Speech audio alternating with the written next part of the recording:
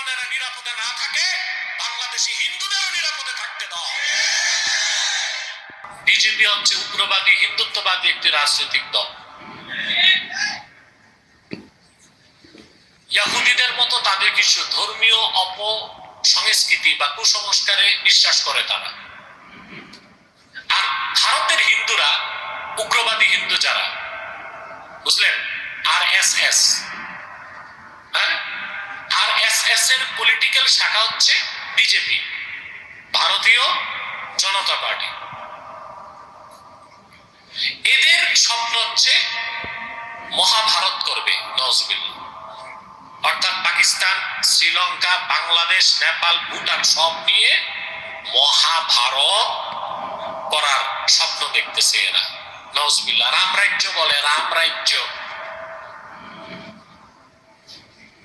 কিয়ামত চেষ্টা করেও ইহুদিদের মতো হিন্দুদেরও হিন্দুত্ববাদ প্রতিষ্ঠিত সম্ভব হবে না।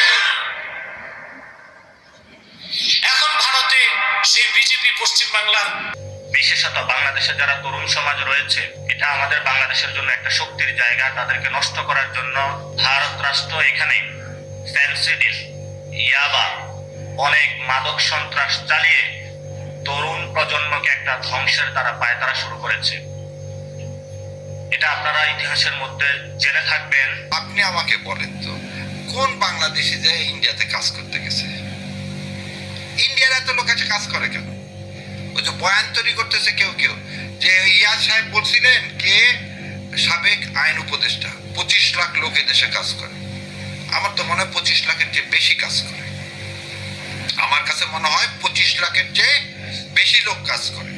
যারা এই বয়ান তৈরি করতেছে যে না এদেশে ইন্ডিয়ার বেশি লোক কাজ করে না, তাদের কান ধরে ধরে সব গার্মেন্টস ফ্যাক্টরিতে নিয়ে যাওয়া উচিত, সব বড় বড় গ্রুপে নিয়ে যাওয়া উচিত, যে দেখানো উচিত আমার দেশের ছেলেমেলে চাকরি পাচ্ছে না, সেখানে কেন ভারতের লোক এসে চাকরি করে দেবে। দর্শক, আপনারা শুনলেন আমি বাংলাদেশের 3 জন এই মুহূর্তে খুবই জনপ্রিয় বক্তার বক্তব্য আপনাদেরকে শোনালাম। একজন হচ্ছেন ইসলামী বক্তা এনায়েতুল্লাহ আব্বাসী, আরেকজন হচ্ছেন জাতীয় নাগরিক কমিটি এনসিপির নেতা নাসিরউদ্দিন পাটোয়ারি, আর আরেকজন হচ্ছেন ব্যারিস্টার শাহরিয়ার কবির। আরও একজন আছেন ব্যারিস্টার ফুয়াদ। তো এরকম আরও 5-6 জন লোক আছে যারা তীব্র ভারত বিরোধিতা করে থাকে বাংলাদেশে, এবং ভারত বিরোধী একটা সেন্টিমেন্ট তৈরি করার চেষ্টা করে। ভিডিও লম্বা হবে দেখে আমি এই 3 জনের বক্তব্য আপনাদেরকে শোনালাম। ভারত বিরোধিতা, হিন্দুদের প্রতি ঘৃণা প্রকাশ চরমভাবে বাংলাদেশে বেড়ে গেছে। এটা একটা মহামারী আকার ধারণ করেছে। তারা হিন্দুদেরকে মানুষই মনে করে না। কোনো কোনো ওয়াজে বক্তা নিকৃষ্ট প্রাণী, তারপর কাফের, তারপর এরা দোজগে যাবে, এর চেয়েও ভয়ানক কথাবার্তা বলে। যে হিন্দুরা মূর্তি পূজা করে, মূর্তি ওদের সামনে, মূর্তির উপর প্রস্রাব করে দিলে মূর্তি কিছু করতে পারে না। তারপর মূর্তি ওদের সামনে ভাঙতে পারি আমরা, কিন্তু মূর্তি ওদেরকে রক্ষা করতে পারে না। এইভাবে জঘন্য জঘন্য কথা। তারপর মমতা বন্দ্যোপাধ্যায়কে নিয়েও তো জঘন্য কথা বলেছে, আপনারা জানেন, যে মমতাকে বিয়ে করবে, মমতাকে বাংলাদেশে পাঠিয়ে দেয়া হোক। এইভাবে মানে হিন্দু বিদ্বেষ এবং ভারতের প্রতি ঘৃণা এগুলো চলছে। ভারত নাকি মাদক পাচার করে বাংলাদেশের তরুণ প্রজন্মকে ধ্বংস করে দিচ্ছে। তো ভারত তো কাঁটাতার দিচ্ছে, কাঁটাতার দিলে তো স্মাগলিং বন্ধ হবে। তো তোমরা তো সাধুবাদ জানানোর কথা, তোমরা কেন নিন্দা জানাচ্ছ? কেন বলছো কেন কাঁটাতার দিবে? কাঁটাতারের বিরোধিতা কেন করছো তোমরা? যদি ভারত মাদক পাঠিয়ে তরুণ প্রজন্মকে ধ্বংস করে দেয়, তাহলে বাংলাদেশ কেন এতদিন কাঁটাতার দিয়ে এই মাদক চোরাচালান বন্ধ করলো না? এইসব উস্কানিমূলক কথা, মিথ্যে কথা, চুলকানি দেওয়ার কথা বলে বাংলাদেশের হিন্দুদের উপর আরেকটা ম্যাসাকার করার কিন্তু পরিকল্পনা চলছে। বিগত 15-16 বছর তো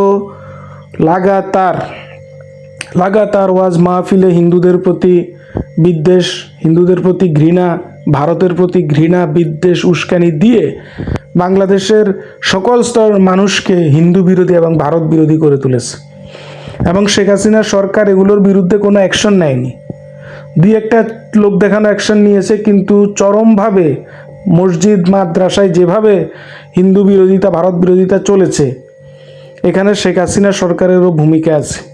তারা এগুলো বন্ধ করেনি, তারা মানে ব্যাঙের ছাতার মতো মসজিদ আর মাদ্রাসা হয়েছে সারা বাংলাদেশে শেখ হাসিনার আমলে।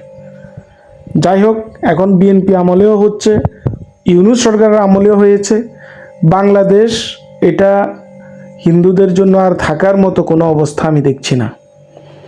যেভাবেই হোক তারা 47-এর মতো কলকাতা যেভাবে দাঙ্গা করেছে, নোয়াখালীতে দাঙ্গা করেছে, ওই রকম একটা দাঙ্গার পরিকল্পনা করছে।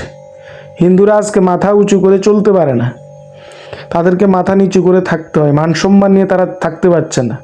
দীপুচন্দ্র দাসের খুনি আজকে জামিনে বের হয়ে গেছে। কেউ কোনো খবর জানে? বাংলাদেশের জনগণ জানে? হিন্দুরা জানে কোনো আন্দোলন আছে? সম্ভব না, করা সম্ভব না। যাই হোক দর্শক, আপনারা কি চলছে বাংলাদেশে সেই পরিস্থিতি আপনাদেরকে বললাম। আপনারা তো বক্তব্য শুনলেন কি পরিমাণ ঘৃণা তারা পোষণ করে।